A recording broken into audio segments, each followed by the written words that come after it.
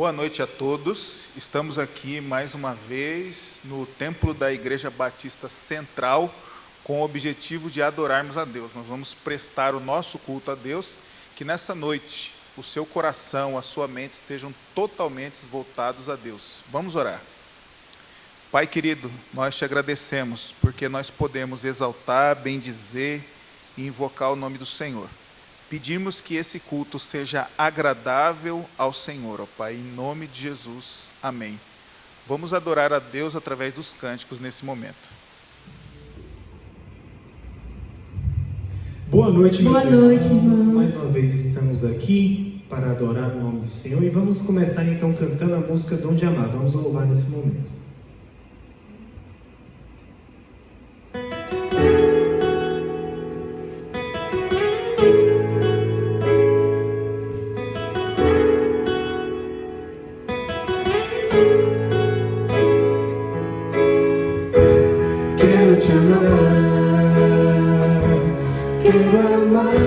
Distinção e preconceito, sem brigas em perfeita comunhão, e viver o amor, pois só Ele é capaz de esperar e compreender e cobrir imperfeições. Quero andar lado a lado com você na verdadeiramente ser o seu irmão e viver o perdão que vem de Deus para nos unir em um só corpo no Senhor, que me une a você, que nos faz perceber que esse amor vem de Deus, que nos deu o dom de amar. Está pronto a ajudar, obedecendo a Deus, que nos ensinou o amor.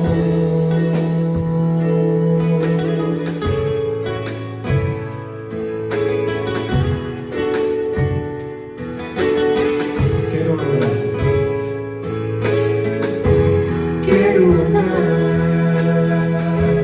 lado a lado com você na angústia, verdadeiramente ser o seu irmão e viver o perdão que vem de Deus para nos unir em um só corpo no Senhor, que me une a você, que nos faz perceber que esse amor vem de Deus, que nos deu o dom de amar para compartilhar. Está pronto a ajudar, obedecendo a Deus, que nos ensinou o amor, que nos deu o dom de amar, que nos ensinou o amor. Amém. E para continuarmos nesse momento de espírito, nesse momento de adoração, vamos então cantar Jesus Cristo mudou o meu viver.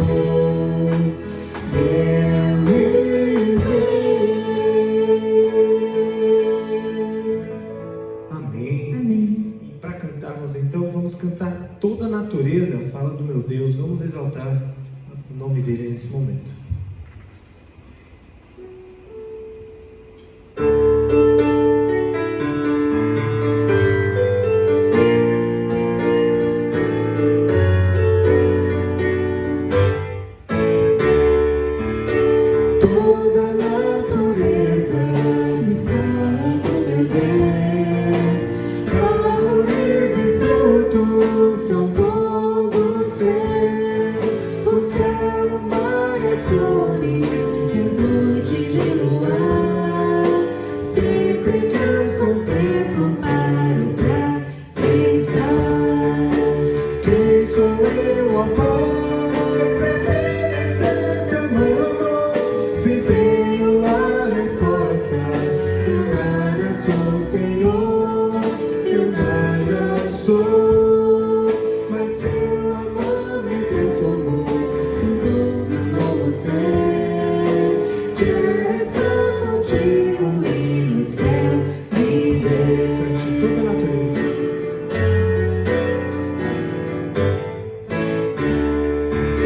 Toda a natureza. Toda a natureza me fala do meu Deus. Árvores e frutos são todos seus. O céu, o mar, as flores e as noites de luar. Sempre que as contemplo, paro pra pensar. Quem sou eu, ó Pai, pra merecer tamanho amor? Se tenho a resposta, eu nada sou, Senhor, eu nada sou. Mas teu amor me transformou, tornou-me um novo ser. Quero estar contigo e no céu viver.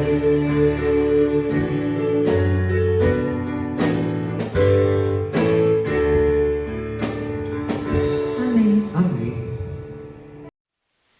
Então eu quero convidar todos que estão participando desse culto a lermos a palavra de Deus em Romanos capítulo 12. Nós vamos ler todo o capítulo. Portanto, irmãos, rogo pelas misericórdias de Deus que se ofereçam em sacrifício vivo, santo e agradável a Deus. Este é o culto racional de vocês.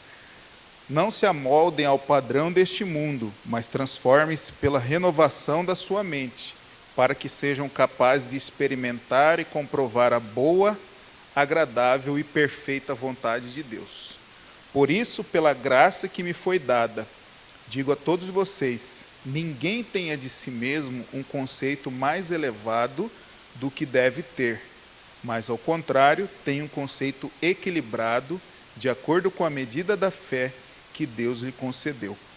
Assim como cada um de nós tem um corpo com muitos membros, e esses membros não exercem todos a mesma função, assim também em Cristo, nós que somos muitos, formamos um corpo, e cada membro está ligado a todos os outros. Temos diferentes dons, de acordo com a graça que nos foi dada. Se alguém tem o dom de profetizar, use-o na proporção da sua fé. Se o seu dom é servir, sirva. Se é ensinar, ensine. Se é dar ânimo, que assim faça. Se é contribuir, que contribua generosamente. Se é exercer liderança, que a exerça com zelo. Se é mostrar misericórdia, que o faça com alegria. O amor deve ser sincero. Odeiem o que é mal, apeguem-se ao que é bom. Dediquem-se uns aos outros com amor fraternal. Prefiram dar honra aos outros mais do que a vocês. Nunca falte a vocês o zelo. Sejam fervorosos no espírito, sirvam ao Senhor. Alegrem-se na esperança, sejam pacientes na tribulação. Perseverem na oração. Compartilhem o que vocês têm com os santos em suas necessidades. Pratiquem a hospitalidade. Abençoe aqueles que os perseguem, abençoem-nos, não os amaldiçoem. Alegrem-se com os que se alegram, chorem com os que choram. Tenham uma mesma atitude uns para com os outros, não sejam orgulhosos, mas estejam dispostos a associar-se à pessoa de posição inferior. Não sejam sábios aos seus próprios olhos, não retribuam a ninguém mal por mal. Procurem fazer o que é correto aos olhos de todos, fazendo todo o possível para viver em paz com todos. Amados, nunca procurem vingar-se, mas deixem com Deus a ira, pois está escrito, minha é a vingança, eu retribuirei, diz o Senhor. Ao contrário, se o seu inimigo tiver fome, dele de comer. Se tiver sede, dele de beber. Fazendo isso, você amontoará brasas vivas sobre a cabeça dele. Não se deixem vencer pelo mal, mas vençam o mal com o bem. Vamos orar mais uma vez. Pai querido, foi lida a sua palavra, pedimos que o Senhor fale conosco, dirija esse momento, nos dê corações mais quebrantados, Senhor, mais desejosos de agradar ao Senhor, que teu Espírito Santo possa falar poderosamente aos nossos corações e que nós possamos concluir esse culto ao Senhor, transformados em nossas mentes, nossos corações, nossas atitudes. Em nome de Jesus, amém. Eu quero compartilhar o seguinte tema, baseado nesse texto que nós acabamos de ler. Transformados precisam de transformação. Aqueles que têm uma confiança e uma experiência pessoal com Jesus, que tiveram encontro com Jesus, são convertidos a Jesus, podem perceber ao longo de sua caminhada espiritual que não é perfeito, que ainda tem áreas de suas vidas que precisam ser transformadas por Deus, reconhecem as suas limitações. Alguns cristãos, talvez, tenham algumas crenças erradas a respeito desse assunto, transformação espiritual, moral. Eu confesso que, quando eu comecei a minha caminhada com Cristo, eu pensava que a conversão a Ele resolvia praticamente todos os meus problemas espirituais. Mas com o passar do tempo eu cheguei à conclusão que eu estava errado, que aquela ideia era equivocada.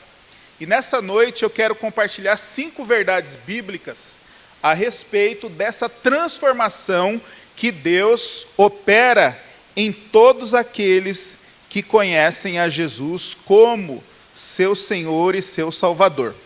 E a primeira verdade que eu quero destacar nessa noite é que para sermos transformados por Deus, é necessário dar o primeiro passo, que é dedicar as nossas vidas a Deus.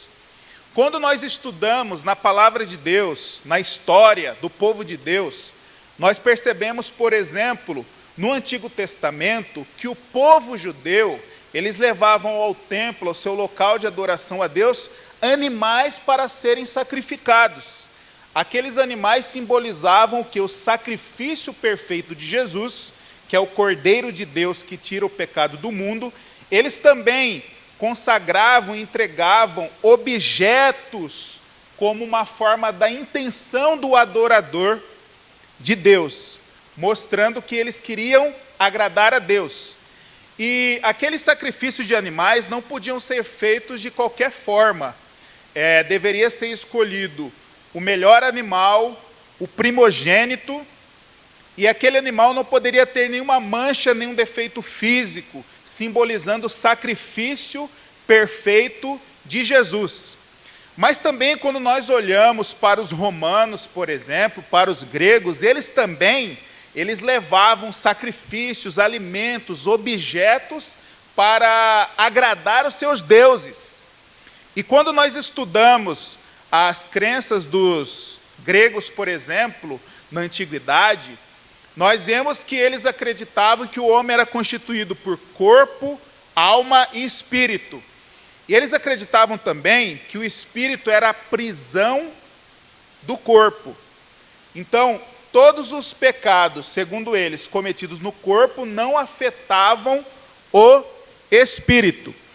E quando o apóstolo Paulo, ele diz, eu rogo, irmãos, aqui ele está fazendo uma solicitação, ele está fazendo um encorajamento para que nós, como filhos de Deus, dediquemos a nossa vida a Deus.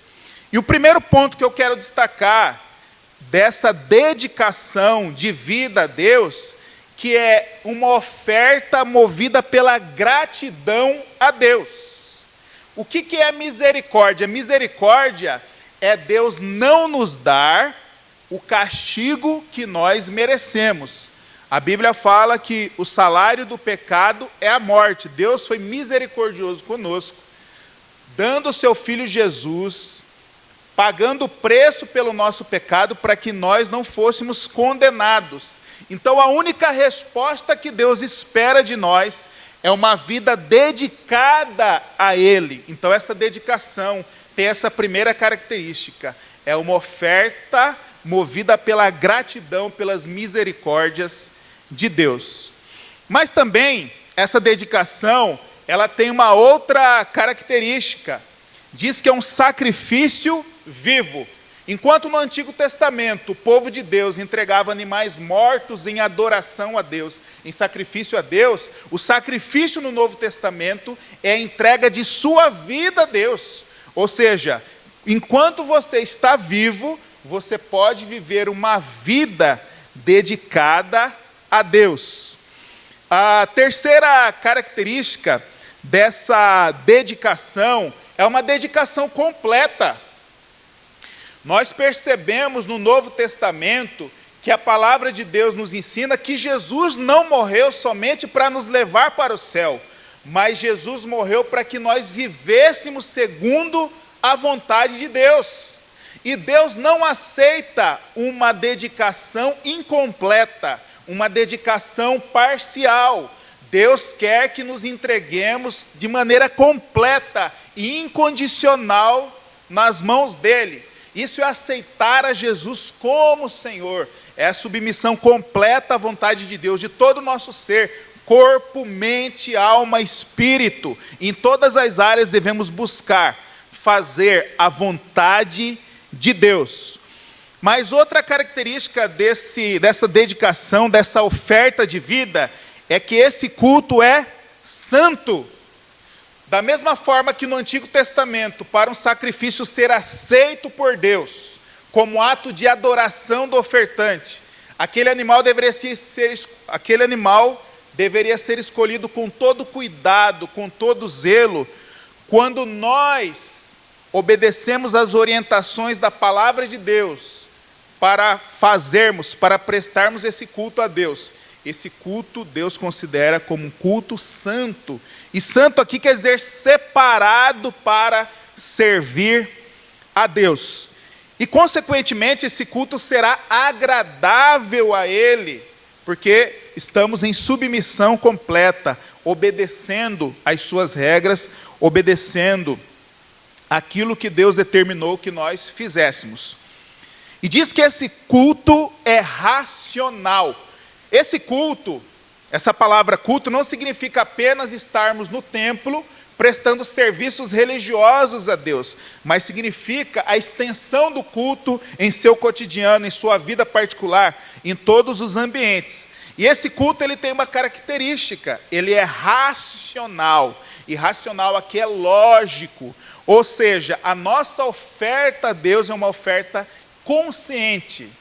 Tudo que nós fazemos em nome de Deus, para Deus, nós sabemos o porquê e para quê e como fazer. Temos motivos claros expressos na Bíblia para isso. Então esse culto é racional. Quando nós olhamos para a vida de Jesus, nós percebemos que o nosso Senhor e Salvador, Ele se entregou completamente ao Pai, para que nós pudéssemos ser salvos. Então Ele é exemplo dessa dedicação de vida a Deus. Eu me lembro que alguns anos atrás eu assisti uma reportagem, uma entrevista de uma ex-modelo famosa, que não é conveniente falar o nome dela, e ela havia começado a frequentar uma igreja evangélica. E aquele jornalista, até com um tom de crítica, com um ar de certa ironia, perguntou para ela, mas você é cristã e pula carnaval? E a resposta dela, por incrível que pareça, foi: eu entreguei a minha alma a Jesus, mas o meu corpo eu faço dele o que eu quero e entrego para o diabo. Foi essa a resposta daquela mulher. E eu fiquei pensando, quando eu assisti aquela reportagem, será que muitos de nós não têm uma visão equivocada do que é entregar-se realmente a Deus, viver uma vida agradável a Ele? Talvez alguns que se dizem cristãos pensem assim: se eu vier ao templo todos os domingos, regularmente estarei agradando a Deus. Será que é só isso? A nossa dedicação a Deus tem que ser consciente, tem que ser resultado dessa gratidão pelas misericórdias de Deus. A nossa entrega a Deus deve estar de acordo com os princípios da palavra de Deus e deve ser uma entrega completa a Deus. Então esse é o primeiro passo, a dedicação a Deus, uma dedicação completa, consciente. Mas também existe uma outra verdade que envolve essa transformação de vida nas mãos de Deus. É que toda transformação de vida, ela é precedida por uma renovação de mente. Os romanos, eles acreditavam, num tempo do império, que César e todos os outros imperadores, eles eram divinos. Augusto César, aliás, César era o título, né? Divino. Então, eles acreditavam que os seus imperadores eram deuses. E quando o cristianismo começou a se expandir no Império Romano, houve um conflito, um confronto entre o ensinamento de Jesus e aquilo que os romanos acreditavam ser verdade. Por quê? A Bíblia nos apresenta que Jesus é o Senhor.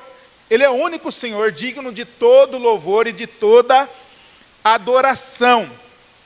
Então nós percebemos que aqueles cristãos de Roma, eles tiveram as suas mentes transformadas pelo Evangelho.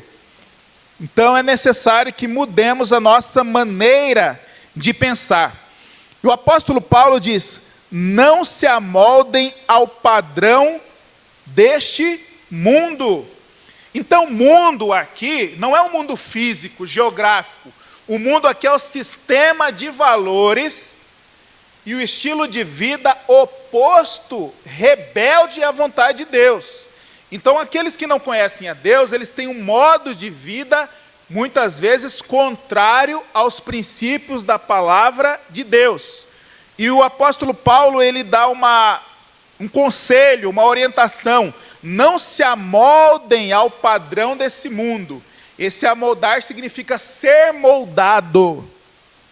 Não se enquadre no padrão desse mundo, mas para não nos amoldarmos, não sermos moldados pelo estilo de vida, pela forma de pensar daqueles que não conhecem a Deus, é necessário transformar-nos pela renovação da mente. Essa palavra transformar é metamorfo.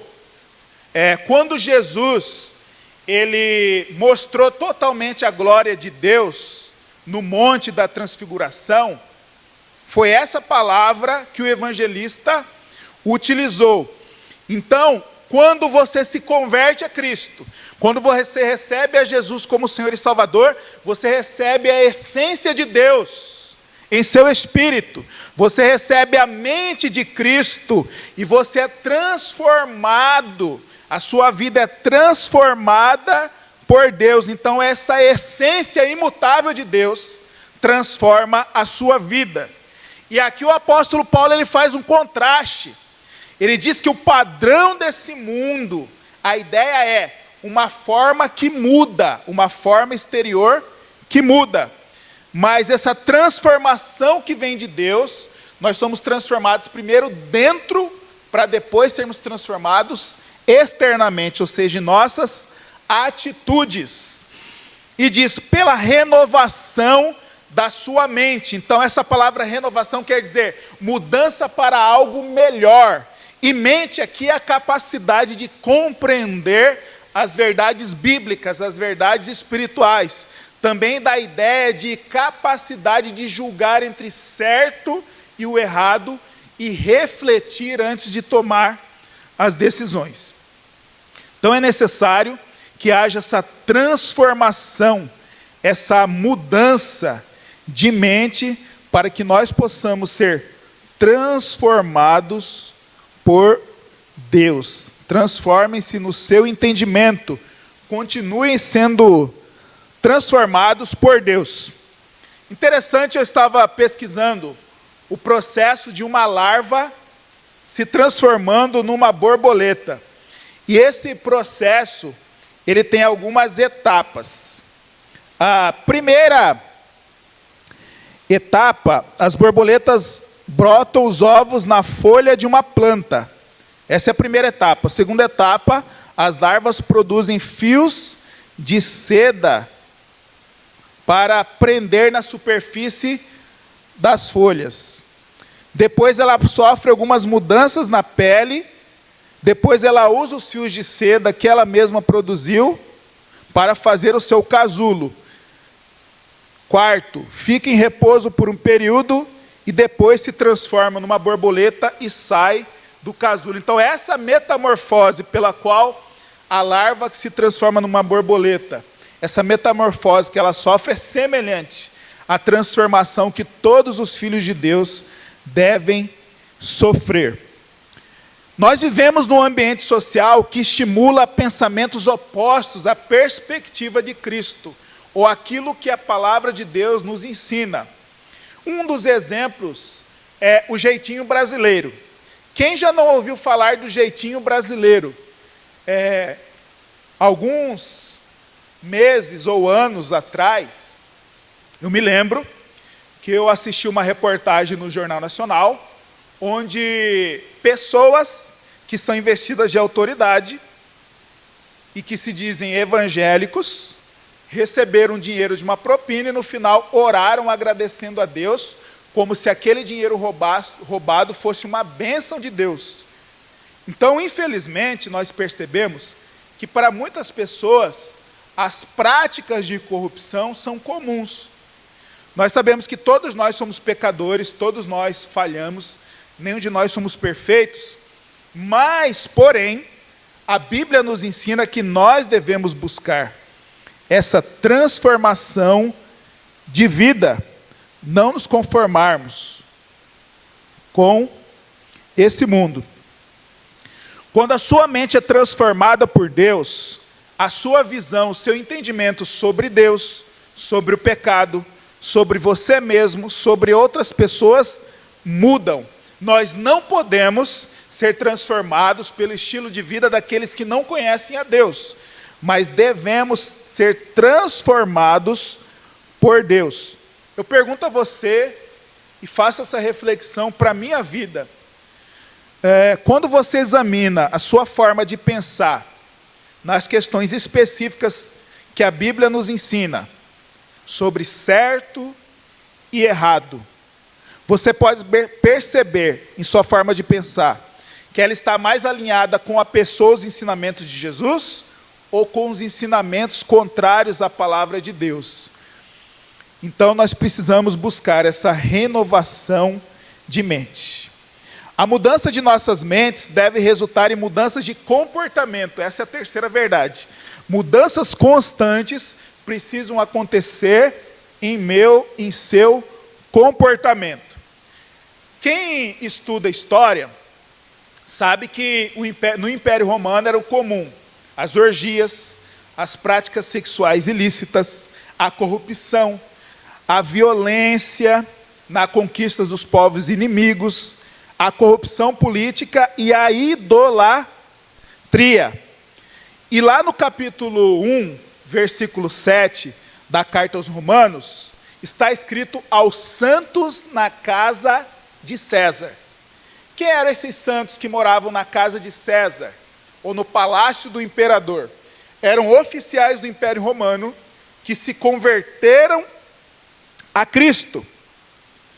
Então, apesar deles viverem num ambiente hostil ao Evangelho, Paulo os identifica com a santidade de Deus. Isso não quer dizer que eles eram perfeitos, que eles não pecavam, mas que eles tinham uma vida separada por Deus e para Deus e deviam se consagrar totalmente a Deus por meio da fé em Jesus Cristo. Semelhante à garça, que é uma ave cujas penas são brancas, ela pisa na lama, mas ela não muda a sua cor branca. Nós, como filhos de Deus, como discípulos de Jesus, também devemos ser como a garça. Vivemos num mundo caído, vivemos num mundo cheio de falhas e pecados, temos falhas, mas não devemos nos deixar influenciar. Nosso comportamento não deve ser moldado, não deve ser manchado, nem sujo, contaminado pelo pecado. Então, viver a vontade de Deus não está relacionada com o isolamento social. Interessante que agora nós estamos isolados socialmente, devemos tomar cuidado com o Covid-19, mas, no contexto aqui, viver a vontade de Deus não quer dizer que você não deve conviver com pessoas que não acreditam e não têm comunhão com o mesmo Deus que você segue. Muito pelo contrário, é na convivência com as pessoas que não conhecem a Deus que nós devemos mostrar a diferença que Jesus faz em nossas vidas. O segundo ponto sobre essa mudança de comportamento: santidade é um estilo de vida. Não é algo que eu faço só no templo, mas é algo que deve se estender durante toda a minha vida. Em todas as minhas atividades eu devo ter a consciência de que o Deus Santo, o Deus a quem nós servimos, está presente em nossas vidas. Então o Evangelho é prático. O Evangelho não é somente teórico. Viver Jesus exige de nós obediência aos ensinamentos da palavra de Deus. Será que nós temos refletido a pessoa de Jesus em nossos pensamentos, ações, reações? A quem você tem imitado? As pessoas que não conhecem a Deus ou a Jesus? Para que essas mudanças na mente e no comportamento ocorram, é fundamental que você desfrute dos recursos concedidos por Deus para operar essa transformação em nossas vidas. Então essa é a quarta verdade: desfrute dos recursos concedidos por Deus. Apóstolo Paulo, todos nós sabemos, era um homem que tinha uma profunda intimidade com Deus. Além disso, ele conhecia profundamente a palavra de Deus e se esforçava para andar segundo as verdades do Evangelho. Então nós temos o privilégio, como povo de Deus, como filhos de Deus, de usar esses recursos espirituais para sermos transformados pelo nosso Deus. Da mesma forma que para desenvolver a sua musculatura, a sua estatura física, você precisa se exercitar. Na vida espiritual é assim também. Para desenvolvermos a salvação que já recebemos pela fé em Jesus Cristo, precisamos praticar os exercícios espirituais. E o primeiro recurso usado por Deus para nos transformar é a palavra de Deus. Em João 17, versículo 17, Jesus ora ao Pai assim: santifica-os na verdade, e a sua palavra é a verdade. O segundo recurso é o Espírito Santo. Ele é Deus que nos capacita a viver em conformidade com a palavra de Deus, com a vontade de Deus, e Ele usa essa palavra para nos tornar mais semelhantes a Jesus. O outro recurso são as circunstâncias. Em Romanos capítulo 8, versículo 29 diz: sabemos que Deus age em todas as coisas para o bem daqueles que o amam, dos que foram chamados de acordo com seu propósito, pois aqueles que de antemão conheceu, também os predestinou para serem conformes à imagem de seu Filho, a fim de que ele seja o primogênito dentre os irmãos. Então nós vamos passar nesse mundo por aflições, por lutas, por tribulações, por dificuldades, por problemas, mas Deus usará todas essas circunstâncias para nos tornar pessoas mais parecidas com o seu Filho Jesus, porque Ele nos escolheu para sermos conformes à imagem de seu Filho. Então, para sermos transformados por Deus, devemos usar o recurso da palavra de Deus, estudar a palavra, memorizar a palavra, meditar na palavra e obedecer a palavra. E esse exercício precisa ser diário. Precisamos orar também. Porque quando nós oramos a Deus, nós recebemos força para fazer a vontade dEle. Quando nós oramos a Deus, nós recebemos as suas orientações para alinhar os nossos desejos aos propósitos de Deus. E o Espírito Santo nos dará força para praticarmos a palavra de Deus. Quando passamos por lutas, por aflições, por dificuldades, não devemos duvidar da soberania e da vontade de Deus, mas devemos perguntar ao Pai, o que o Senhor quer nos ensinar através dessas lutas, desses problemas, dessas aflições. Então devemos desfrutar dos recursos concedidos por Deus. Quando você desfruta dos meios concedidos por Deus, isso produz em você resultados espirituais. Então essa é a quinta verdade que eu quero destacar nessa noite. Os resultados dessa transformação em nossas vidas. A igreja em Roma era formada por gentios que antes de conhecerem a Jesus como Senhor e Salvador, cultuavam outros deuses diferentes do Deus a quem nós cultuamos. Eles tinham uma outra cultura e um outro entendimento do Evangelho. Os judeus já acreditavam nas leis de Moisés e tinham uma cultura diferente dos cristãos gentios. Então, quando esses dois grupos se reuniam, aconteciam alguns choques, e um dos objetivos, alguns choques de entendimento. E um dos objetivos do apóstolo Paulo em escrever a carta aos Romanos era gerar nessa igreja a capacidade, desenvolver neles a consciência da necessidade de viver em harmonia, em comunhão, em unidade. E aqui no versículo 2, diz, para que sejam capazes de experimentar e comprovar a agradável e perfeita vontade de Deus. Experimentar significa provar, comprovar a vontade de Deus através da obediência a Ele. Então, ter essa experiência. Então, essa vontade de Deus, ela é agradável a Ele. Quando nós fazemos a vontade de Deus, nós agradamos a Deus e, consequentemente, isso se torna agradável. As nossas vidas se tornam agradáveis também. E essa vontade, ela é perfeita.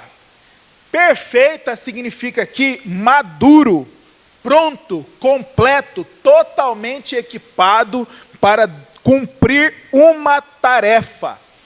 Essa palavra perfeita, ela foi utilizada para descrever a restauração de braços e pernas que antes foram quebrados.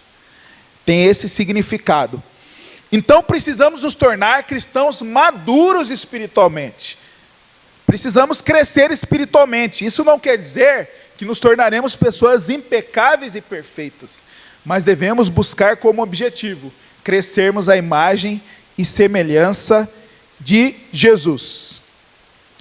Certa vez eu assisti um vídeo que aparecia o julgamento de um serial killer, um assassino em série, nos Estados Unidos da América, e estavam presentes, os júris, na verdade, eram pais das meninas que foram assassinadas por esse homem. E eu me lembro que um dos pais chegou diante das câmeras e disse para aquele homem, olha, você me fez sofrer muito com a morte de minha filha, mas eu perdoo você. E aquele assassino começou a chorar impactado com as palavras e com a atitude daquele pai. E eu fiquei pensando, aquele pai só conseguiu perdoar o assassino de sua filha porque ele conhecia a Deus. Ele conhecia a Jesus. Então, essa transformação, ela reflete em todas as áreas, em todos os nossos relacionamentos. O primeiro resultado, nos tornamos mais parecidos com Jesus, no modo de agir, no modo de pensar, no modo de reagir e de viver. O segundo resultado, nos tornamos pessoas mais obedientes, consagradas a Deus, que se esforçam para amar a Deus de todo o coração, entendimento, com toda a alma e com todas as nossas forças. que adoram a Deus com todo o nosso ser, de forma integral. Também na relação consigo mesmo. Veja que o apóstolo Paulo diz no versículo 3: por isso, pela graça que me foi dada a todos vocês, ninguém tenha de si mesmo um conceito mais elevado do que deve ter. Aqui o apóstolo Paulo destaca a graça como um favor merecido de Deus, mas uma graça que acompanha a salvação. Qual graça é essa? São os dons espirituais, as capacidades sobrenaturais concedidas a cada membro do corpo de Cristo para servir no corpo de Cristo.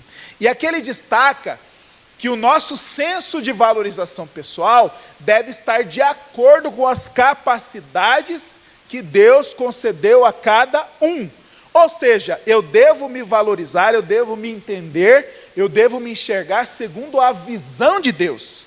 Eu não devo nem me desvalorizar demais, me sentir pequeno demais, me sentir incapaz demais, né? Não devo chegar ao extremo da autopiedade, ter pena de mim mesmo e pensar que eu sou um coitado, que eu não tenho valor nenhum para Deus e para as pessoas, que eu não tenho valor no corpo de Cristo, nem se exaltar demais, achar que eu sou o melhor, achar que eu só faço coisas boas, que os meus dons espirituais são melhores do que as capacidades que os outros irmãos na fé receberam de Deus. Então, essa mudança que acontece em nossas mentes, em nossas vidas, reflete em nosso relacionamento com Deus, com o Pai, com Jesus, e no relacionamento comigo mesmo.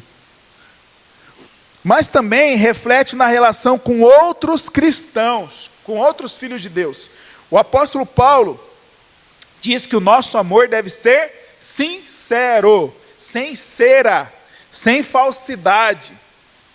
E na primeira carta que o apóstolo João escreveu, diz que ninguém ame somente de palavra, mas de fato e verdade. Então esse amor pelos irmãos deve se expressar em atitudes, em ações em favor do povo de Deus, dos irmãos em Cristo, servindo uns aos outros, abençoando uns aos outros. E ele fala de dar honra, dar preferência, em dar honra a outros irmãos e não a mim mesmo. Também produz em nós um serviço abnegado. Quem realmente conhece a Jesus, quem está sendo transformado por Deus, tem o desejo de servir a Deus, servindo aos irmãos, colocar esses dons espirituais em prática para a edificação do corpo de Cristo. Mas também essa transformação, ela reflete na relação com os inimigos. Ele diz, não pague mal com mal, ou seja, não seja uma pessoa vingativa. Se alguém te fizer mal, ore por essa pessoa, supra as suas necessidades. Irmãos, isso é contrário à nossa natureza humana. É necessário um coração transformado, é necessário fazer um esforço para que isso aconteça em nossas vidas, para que estendamos a misericórdia, a graça e o amor de Deus, mesmo aqueles que não merecem isso. Então, quando Deus transforma as nossas vidas, essas mudanças influenciam em todas as áreas, na relação com Deus, conosco, com os irmãos em Cristo e com nossos inimigos. Você tem sido transformado por Deus em todas essas áreas? Tem se tornado um filho de Deus mais obediente, mais consagrado, que ama a Deus com todo o seu ser? Você é uma pessoa vingativa ou consegue perdoar aqueles que lhe ofendem, consegue servir aqueles que lhe ofendem e orar pela provisão de Deus a respeito de suas necessidades? Você desenvolve relacionamentos saudáveis na igreja, em sua família? Você tem se colocado à disposição de Deus para ser usado por Ele? Então, para concluir, eu quero recapitular somente os tópicos dessa mensagem. Então, para que transformados, continuem sendo transformados por Deus, é necessário, primeiro, dedicar a sua vida a Deus. Segundo, transformar a sua mente, a sua forma de pensar. Terceiro, mudar o seu comportamento. Quarto, desfrutar dos meios ou dos recursos concedidos por Deus. Quinto, experimentar a transformação em todas as áreas de sua vida. Que Deus nos abençoe e que possamos ser a cada dia transformados por Ele. finalizarmos então mais um culto, depois desse momento de reflexão, vamos refletir então com a letra: grande é o Senhor e muito digno de louvor.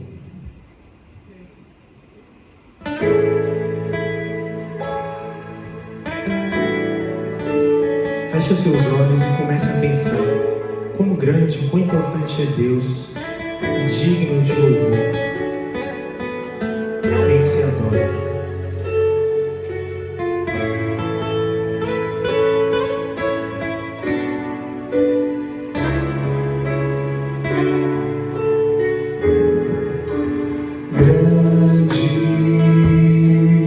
O Senhor e muito digno de louvor,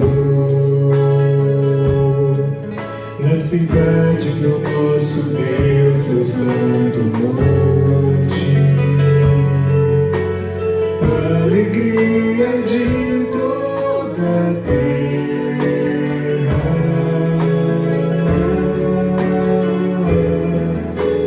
grande é o Senhor. Nós temos a vitória que nos ajuda contra o inimigo. Por isso diante dele nos prostramos. Queremos o teu nome engrandecer. Queremos o teu nome engrandecer.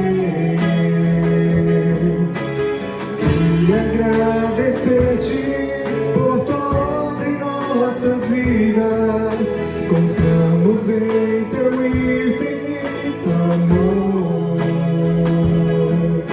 Por só tu és o Deus eterno sobre toda a terra e céu. Grande é o Senhor.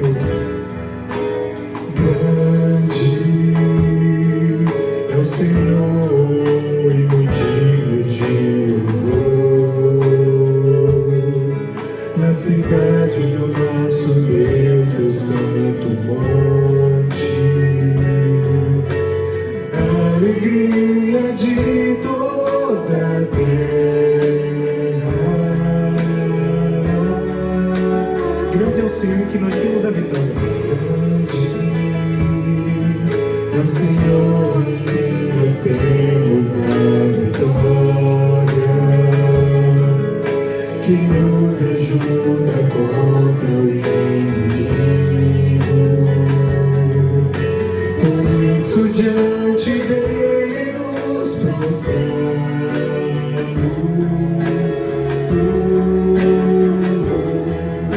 Queremos o teu nome engrandecer. Agradecer-te por tua obra em nossas vidas.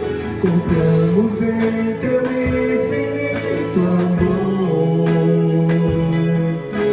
Pois só tu és o Deus eterno sobre toda a terra e céu. Queremos o teu nome engrandecer.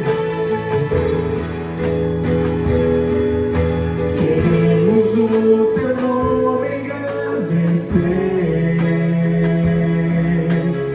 e agradecer-te por tua obra em nossas vidas.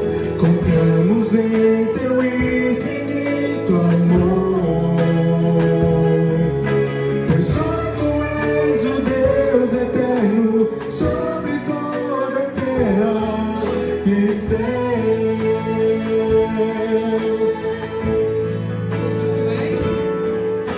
Pois só tu és o Deus eterno sobre toda a terra e céu.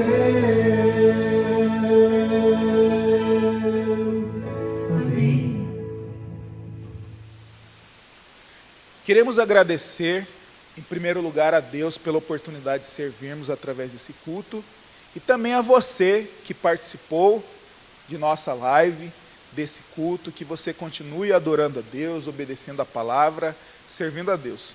Quero lembrar a todos da importância da mordomia financeira, ou seja, de devolvermos a parte de Deus. Então, nos grupos do WhatsApp da igreja estão as orientações sobre como fazer isso. Então, que você dedique a sua vida completamente a Deus. Vamos orar mais uma vez. Pai querido, nós te agradecemos pela sua palavra, pelos louvores que foram entoados ao Senhor, e pedimos, ó Pai, que em nosso dia a dia haja extensão desse culto. Fortaleça cada um de nós e nos transforme em nome de Jesus. Amém.